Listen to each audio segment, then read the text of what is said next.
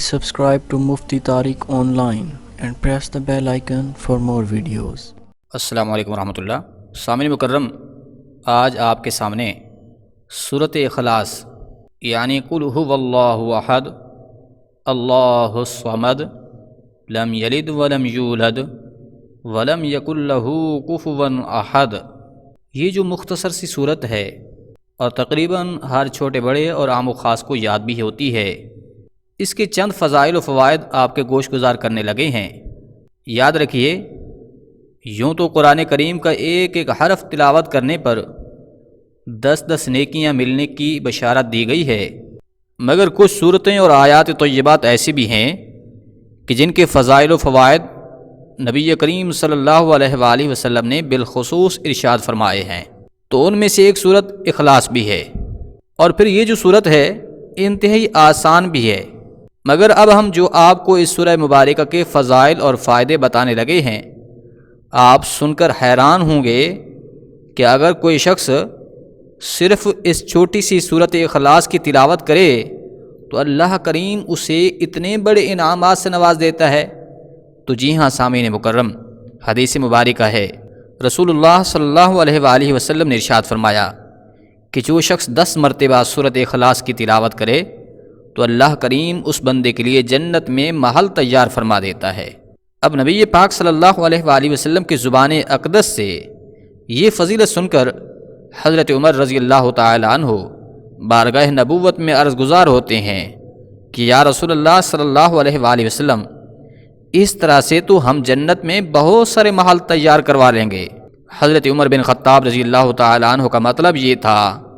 کہ 10 مرتبہ سورۃ اخلاص پڑھنا یہ کوئی مشکل کام نہیں ہے، اس میں کوئی زیادہ وقت بھی نہیں لگتا ہے۔ اس طرح سے تو ہم زیادہ سے زیادہ سورۃ اخلاص کی تلاوت کر کے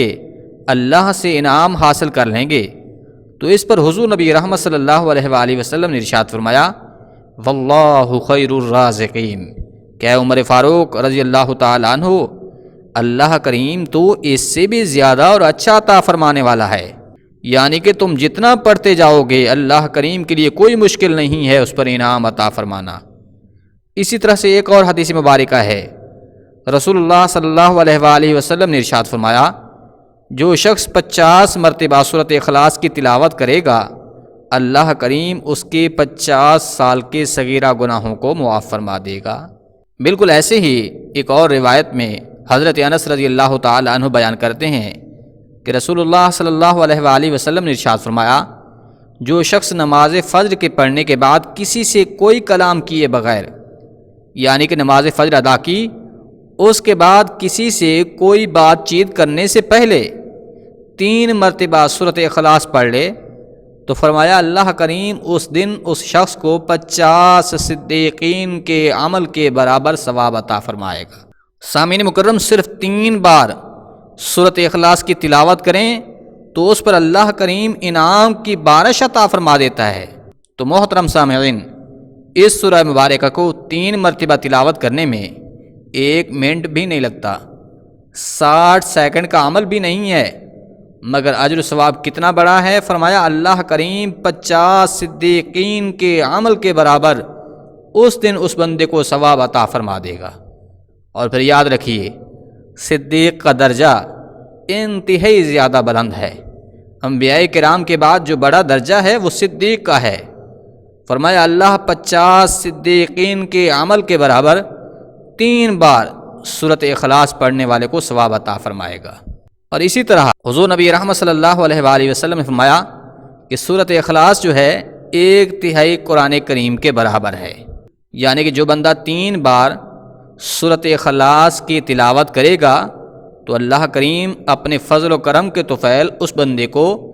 3 بار سورۃ اخلاص کے پڑھنے پر 1 قرآن کریم کے پڑھنے کے برابر ثواب عطا فرما دے گا۔ تو سامعین مکرم، اس سورہ مبارکہ کی زیادہ سے زیادہ تلاوت کریں، اور بالخصوص نماز فجر کے بعد تو 3 بار یہ سورہ مبارکہ ضرور پڑھیے۔ اللہ کریم اپنے حبیب پاک صلی اللہ علیہ وآلہ وسلم کے طفیل تمام مسلمانوں کو اس سورہ مبارکہ کی تلاوت کرنے کی توفیق عطا فرمائے، آمین۔